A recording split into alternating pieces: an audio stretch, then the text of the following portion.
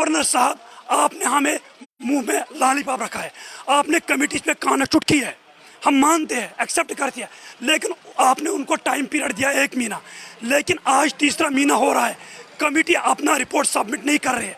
बच्चे बेचारे देखिए जिन्होंने एक एक सबूत अपने जान को जोखिम में डाल के एक एक सबूत इकट्ठा करके उनको दिया, उनके हाथों में रखा कि वो इंसाफ करेगी, और वो कमेटी कैसी कुंभकर्ण की तरह सुस्त होकर सोई हुई है। मैं एलजी साहब से कहना चाहता हूँ, ये administration fire and emergency department की रिक्रूटमेंट में हुई धांधली को लेकर आज दोबारा से जो एस्पिरेंट्स हैं वो प्रोटेस्ट डिमॉन्स्ट्रेशंस कर रहे हैं, और ये प्रोटेस्ट डिमॉन्स्ट्रेशंस पिछले कई सालों से लगातार चल रहा है। जिस तरीके से इस डिपार्टमेंट में धांधलियां हुई, पेपर लीक हुए और भाई भतीजावाद चला, जिसमें ये भी देखा गया कि पेपर लीक हुए और जो पीएचडी और पीजी थे उनको ड्रॉप किया गया। 8वीं पास जो थे वो सिलेक्ट लिस्ट में पाए गए, और जो सिलेक्ट लिस्ट हुए जिसमें नेपोटिज्म चला, जिस दिन लिस्ट निकली उसके अगले दिन ही उन्होंने ज्वाइनिंग कर ली, कोई वेरिफिकेशन नहीं हुई। इन सब धांधलियों के चलते हुए पूरी की पूरी जो है रिक्रूटमेंट एक्सपोज्ड हो गई, लेकिन सरकार ने अभी तक इस पूरे मामले को लेकर कोई भी इसमें निर्णय नहीं लिया।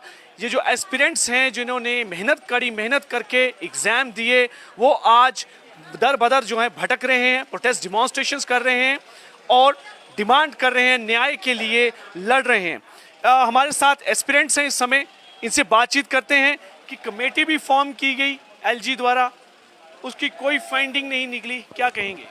सर, हम ये कहना चाहते हैं कि जो गवर्नर साहब ने इस पर कमेटी काना चुटकी है, तो उसका जो टाइम पीरियड था 12 जनवरी को उनका टाइम पीरियड ख़त्म हुआ है। अब आज 13 फरवरी है, तीसरे महीने ने एंट्री मारी है, लेकिन जो कमेटी है वो टस से मस नहीं हो रही है। हम आपके चैनल के माध्यम से ये बात गवर्नर साहब तक पहुंचाना चाहते हैं। गवर्नर साहब, आपने हमें मुंह में लॉलीपॉप रखा है, आपने कमेटी पे काना चुटकी है, हम मानते हैं, एक्सेप्ट करते हैं, लेकिन आपने उनको टाइम पीरियड दिया 1 महीना, लेकिन आज तीसरा महीना हो रहा है, कमेटी अपना रिपोर्ट सबमिट नहीं कर रही है। इसका कारण यही है, यह बहुत बड़ी धांधली है, किसी बड़े ब्यूरोक्रेट का हाथ है कमेटी पे, इसलिए कमेटी डरती है रिपोर्ट देने में। हम आपके चैनल के माध्यम से यही कहना चाहते हैं, कमेटी को हम 1 हफ्ता और देते हैं। अगर 1 हफ्ते के अंदर अंदर कमेटी ने अपना रिपोर्ट एलजी ऑफिस में नहीं सौंपा है, जितने भी कश्मीर के यूथ्स हैं, फायर सर्विस के, वो सारे जम्मू आ जाएंगे, यहाँ के पुलिस, यहाँ के रोड्स और बुला करेंगे। क्योंकि मैं आपको ये कहना चाहता हूँ सर, कश्मीरी लोगों पे इल्ज़ाम देते हैं कि आप पत्थरबाज हैं। हम पत्थरबाज नहीं है सर, हमें एलजी एडमिनिस्ट्रेशन हमें वो मतलब मजबूर करती है पत्थरबाजी भी। हम इंडियन कॉन्स्टिट्यूशन को मानती है, एक्सेप्ट करती है इंडियन कॉन्स्टिट्यूशन को। अगर भाजपा ने यहाँ पे 370 आर्टिकल एब्रोगेट किया, उन्होंने एक वादा दिया जम्मू कश्मीर को कि यहाँ पे कोई करप्शन, कोई भ्रष्टाचार नहीं होगा। 370 आर्टिकल एब्रोगेट होने के बाद पहला लिस्ट मंजर आम पर है, वो है फायर एंड इमरजेंसी सर्विस। इसको नाम दिया गया मदर ऑफ ऑल स्कैम्स। हर जो बंदे लगे हुए हैं 600-700 बंदे, वो सारे पेपर चोर है। जो बाहर बैठे हुए हैं 1500 बंदे, वो भी पेपर चोर है। और आई विटनेस भी सामने आया इन फ्रंट ऑफ मीडिया, उसने कोर्ट में लिख के दिया कि मैंने पेपर कहाँ से पकड़ा है, मैं सजा भुगतने के लिए भी तैयार हूँ। हमने वो आई विटनेस कमेटी के पास भी लिया, एलजी पास के लिया, एलजी के पास भी लिया, और क्या रह गया? ये पेपर लीकेज का मसला है। 13 में भी घोटाला, 18 में भी घोटाला, 20 में भी घोटाला। जब हमने 18 में भी गुहार लगाई, 20 में भी गुहार लगाई, अगर उस वक्त एलजी एडमिनिस्ट्रेशन ने उन पे कड़ी से कड़ी सजा दिलाई होती तो आज ये दिन हमें देखने को नहीं मिलती है। हम जो लड़के हम डिप्रेशन के शिकार में चले गए हैं, हम लड़के कल गलत रास्ता इख्तियार करने पे भी मजबूर हो जाएंगे। अभी हमारे साथ सतवीर मनहास भी हैं, वो सोशल वर्कर हैं और इस मामले को वो लगातार उठा रहे हैं और इन लोगों का जो है, जो एस्पिरेंट्स हैं, इनका साथ दे रहे हैं। देखिए, ब्रीफ में मेरे ख्याल से कुछ बचाने की जितना बताया मेरे भाई ने, वो सारा ब्रीफ में बता दिया। और वो खुद एस्पिरेंट है और खुद एलजी साहब से मिला है, खुद उस कमेटी से मिला है जो कमेटी गठित हुई इनके साथ इंसाफ करने के लिए, और एक एक सबूत उनके सामने रखा हुआ है। इसमें गपला हुआ और आपने पहले ब्रीफ कर दिया कि 8वीं पास अंदर कर लिए गए। कुछ तो कारपेंटर थे, ये कह रहे थे वो कारपेंटर का काम करते थे, वो तो सिलेक्ट हो गए। पीजी ग्रेजुएट्स वो सारे बाहर हो गए। और इन बच्चों ने, और बंदा खुद आके बोलता है कि भाई मैं मुजरिम हूँ, मैं सजा भुगतने के लिए तैयार हूँ, हाँ भाई इसमें चोरी हुई है, मैंने पेपर चोरी किया है, मुझे पेपर कहाँ से मिला है। जबकि पूरा केस क्लियर हो चुका है, शीशे की तरह साफ है। आपको सिर्फ रिपोर्ट सबमिट करनी है और चोरों को अंदर करना है, बाकियों को बाहर करना है, दूध का दूध पानी करके ईमानदारों को इंसाफ देना है। मेरा बड़ी बात तो थी नहीं। मेरा आपसे प्रश्न है कि एलजी एडमिनिस्ट्रेशन ने सब इंस्पेक्टर रिक्रूटमेंट को लेकर भी तेजी दिखाई, FAA के लिए भी उन्होंने किया, लेकिन फायर एंड इमरजेंसी में आकर बात क्यों अटक जाती है?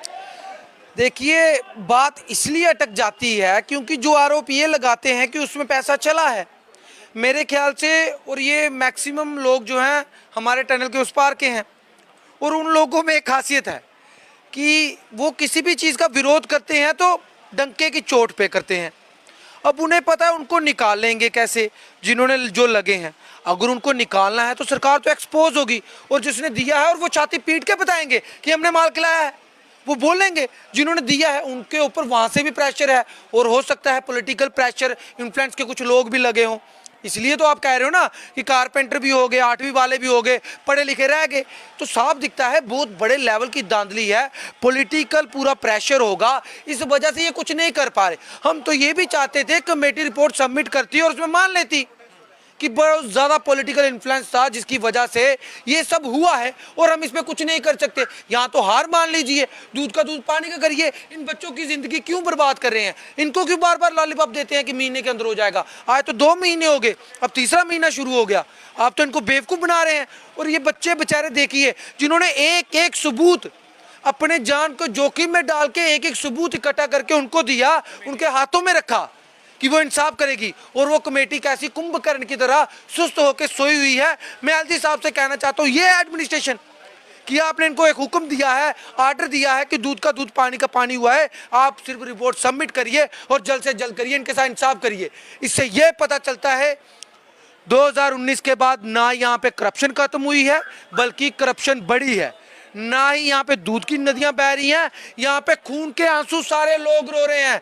चाहे भारतीय जनता पार्टी का कार्यालय हो, चाहे प्रेस क्लब ऑफ जम्मू हो, चाहे कश्मीर हो, किश्तवाड़ हो, हर कोई बंदा खून के आंसू रो रहा है, और इनको शर्म तक नहीं आती। ये बार बार कहते हैं जम्मू कश्मीर में दूध की नदियां बह रही हैं। मुझे बताइए, ये दूध की नदियां बह रही है? तो दूध की नदियां हैं जम्मू कश्मीर में बह रही हैं।